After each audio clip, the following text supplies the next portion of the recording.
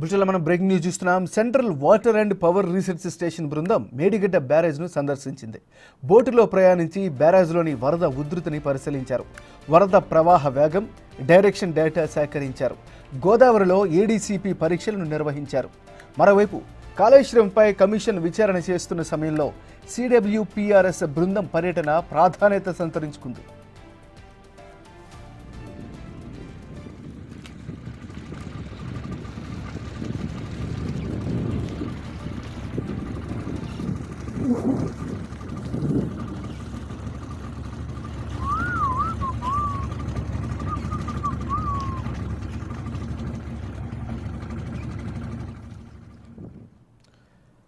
బుల్టెన్లో మనం breaking news చూస్తున్నాం. Central water and power research station బృందం మేడిగడ్డ బ్యారేజ్ను సందర్శించింది. బోటులో ప్రయాణించి బ్యారేజ్లోని వరద ఉధృతిని పరిశీలించారు. వరద ప్రవాహ వేగం, డైరెక్షన్ డేటా సేకరించారు. గోదావరిలో ఏడీసీపీ పరీక్షలు నిర్వహించారు. మరోవైపు కాళేశ్వరంపై కమిషన్ విచారణ చేస్తున్న సమయంలో సిడబ్ల్యూపీఆర్ఎస్ బృంద పర్యటన ప్రాధాన్యత సంతరించుకుంది.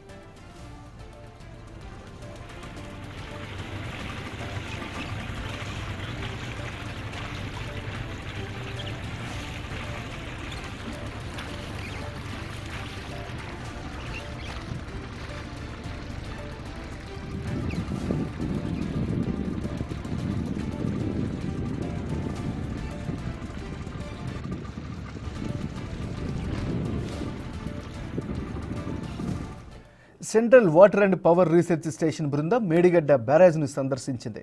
ఇక ఇదే అంశానికి సంబంధించి మరింత తాజా సమాచారాన్ని మా రిపోర్టర్ వేణు అందిస్తారు. వేణు.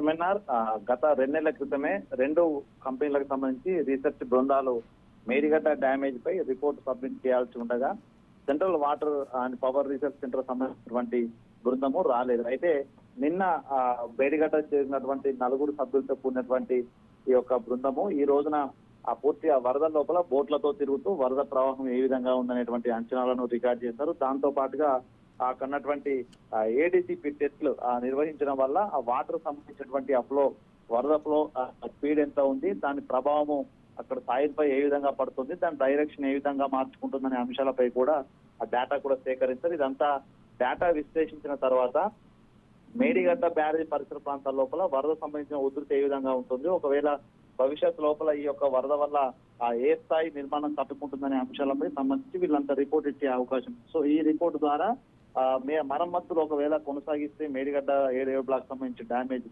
అది భవిష్యత్తులో పనిచేస్తుందా, ఈ వరద అంచనాలకు తగ్గట్టుగా ఏ విధమైనటువంటి దానికి మాడిఫికేషన్ చేయాలనేదంతా కూడా వీళ్ళు ఒక రిపోర్ట్ సబ్మిట్ చేసే అవకాశం ఉంది. అంటే ఇప్పుడు తీసుకున్నటువంటి రిపోర్ట్స్ అన్నింటినీ మరొకసారి హైయెస్ట్ ఫ్లడ్ వచ్చినప్పుడు కూడా మరొకసారి విజిట్ చేసి అప్పటి డేటాను కూడా సేకరించిన తర్వాత దాదాపు 30 రోజుల సమయంలో వీళ్ళు పూర్తి స్థాయి నివేదిక అందిస్తారు. సో ఆ నివేదికను అనుసరించే సెంట్రల్ వాటర్ కమిషన్ సంబంధించినటువంటి మరొక బృందము మేడిగడ్డ బ్యారేజ్ మరమ్మతులపై కూడా అటు ఎన్డీఎస్ఏకు ఒక నివేదిక ఇచ్చే అవకాశం ఉంది. కాబట్టి ప్రధానంగా ఈ సిడబ్ల్యూపీఆర్ఎస్ సంబంధించినటువంటి నివేదికే ఎన్డీఎస్ఏ ఫైనల్ నివేదిక మీద బేస్ ఆధారంగా ఉండాల్సింది. సో దీనికి సంబంధించి ప్రతినిధులు నిన్న రావడం, ఈ రోజున టెస్టులు పూర్తి చేయడంతో కొంత మేడిగడ్డ బ్యారేజ్ మరమ్మతుల అంశం లోపల వరదలు తగ్గే వరకు ఒక రకమైన క్లారిటీ, దాంతో పాటుగా ఒక ఫైనల్ నివేదిక కూడా అవకాశం అయితే కనిపిస్తోంది.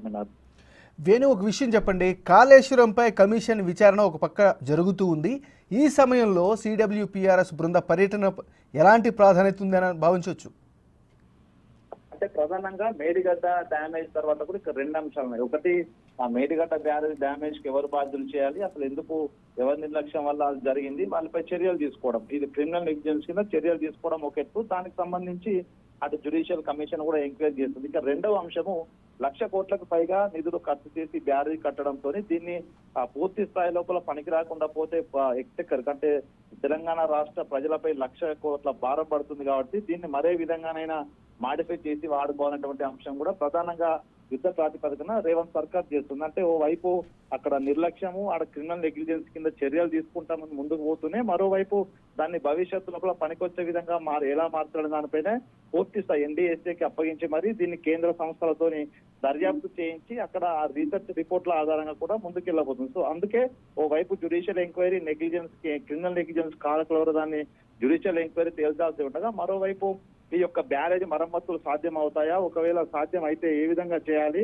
ఒకవేళ సాధ్యం కాకపోతే దీన్ని డిస్మాంటిల్ చేస్తే మరో చోట ఏ విధంగా నిర్మాణం చేయాల్సి ఉంటుంది, ఇదంతా కూడా కేంద్ర సంస్థలు నిర్ధారించి ఎన్డీఎస్ఏ ద్వారా ఒక నివేదిక రావాల్సి ఉంటుంది. కాబట్టి అంటే రెండు వైపులా, ఒక వైపులో గత ప్రభుత్వం చేసినటువంటి తప్పులేందనేది బయట పెడుతూనే, మరోవైపు తెలంగాణ ప్రజలకు రైతాంగానికి ఎంతో కీలకమైనటువంటి ప్రాజెక్టు కూడా పూర్తిగా వదిలేయకుండా పనికొచ్చే విధంగా చేయడానికి రెండు విధాలుగా కూడా సర్కార్ ప్రయత్నం చేస్తున్నందు వల్ల ప్రస్తుతం ఈ రీసెర్చ్ బృందాలు కూడా వస్తున్నాయి. మొత్తంగా రెండు బృందాలు ఇప్పటికే 2 నెలల క్రితమే జియో ఫిజికల్ సంబంధించిన టెస్టులు, ఈ రోజున వాటర్ ఫోర్స్ సంబంధించినటువంటి power research station report. So ఈ రెండు వచ్చిన తర్వాత దానికి సంబంధించి మరమ్మతులపై అయితే ఒక కీలకమైనటువంటి రిపోర్ట్స్ కూడా రాష్ట్ర ప్రభుత్వానికి వచ్చే అవకాశం ఉంది. ఏమన్నారు?